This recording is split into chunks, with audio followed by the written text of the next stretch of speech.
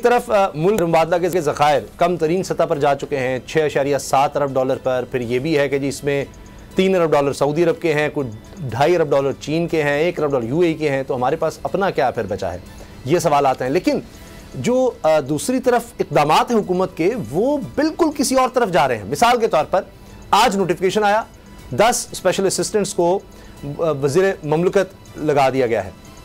अब इनको वज़ीर ममलकत लगाना, ये इनके मरात में शामिल, यानी ज़ाहिर स्टाफ भी उस तरह से और दीगर जो मरात होती हैं वो सब बढ़ जाएंगी। 2 अरब रुपया इश्तिहारात की मद में जनाब काबीना कह रही है जारी किया जाए।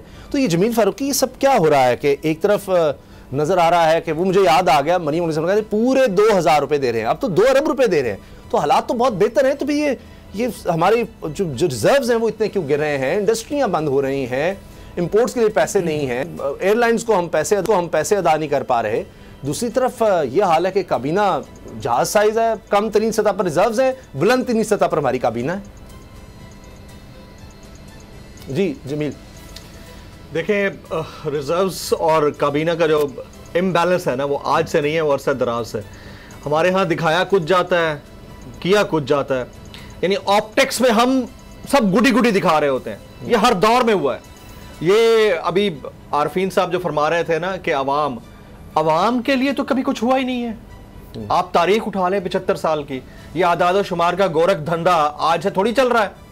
ये आप भुट्टो के दौर में नहीं सुन रहे थे रोटी कपड़ा मकान, आज तक रोटी कपड़ा मकान नहीं मिला किसी को। ये अरसा दराज से हम सुन रहे थे। आप देखिए बिजली मजीद महंगी नहीं होगी, आप उठा के देख लें 80s की हेडलाइंस। आज इसके अलावा आटा हम सस्ता देंगे, 90s की हेडलाइंस आप उठा के देख लें। आप ये देख लें आबादी जो बढ़ रही है उसके ऊपर काबू पाया जाएगा, आज तक देख लें। यकसा निसाबे तालीम, ये हमारा स्लोगन हुआ करता था, आज तक देख लें वही रोना हम रो रहे हैं।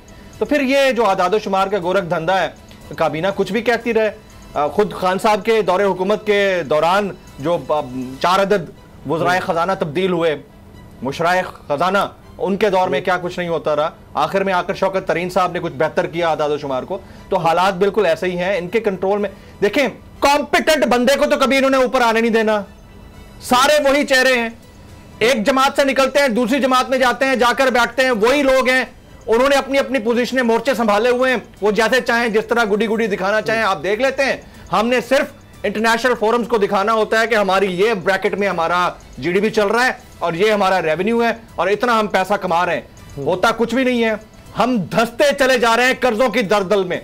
खान साहब के दौर में कम से कम रेमिटेंसेस तो बेहतर हुई थी, वो भी गई आपके हाथ से, पीछे रह कुछ नहीं गया।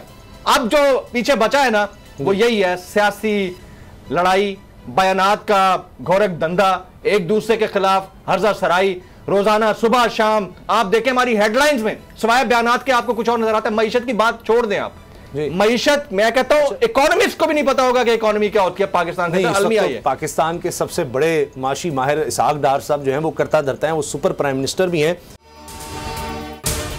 अगर आपको ये वीडियो पसंद आई तो सब्सक्राइब करें और बेल पर क्लिक करें।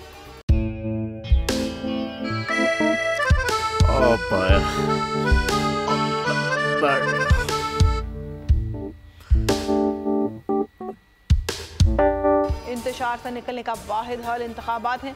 हकीकी आज़ादी मार्च आज रवा। हाँ, आयत के मुताबिक अगर आप उसको ये रिपोर्ट दे दें तो मैं आपको अपनी 4 सीटें दे दूंगा। मौलाना खान साहब, वो जो रिपोर्ट हमें दे दे और वो जो नीली पीली चैनल है वो लगाए।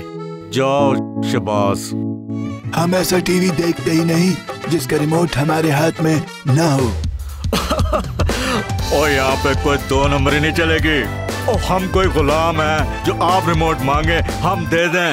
Absolutely not. यहाँ पे सिर्फ पाकिस्तान का नंबर 1 चैनल चलेगा, बोल, जो हकीकी सहाफत की जंग लड़ रहा है। पाकिस्तान के लिए कोई और नहीं, सिर्फ बोल खड़ा है। आप सब भी बोल देखें।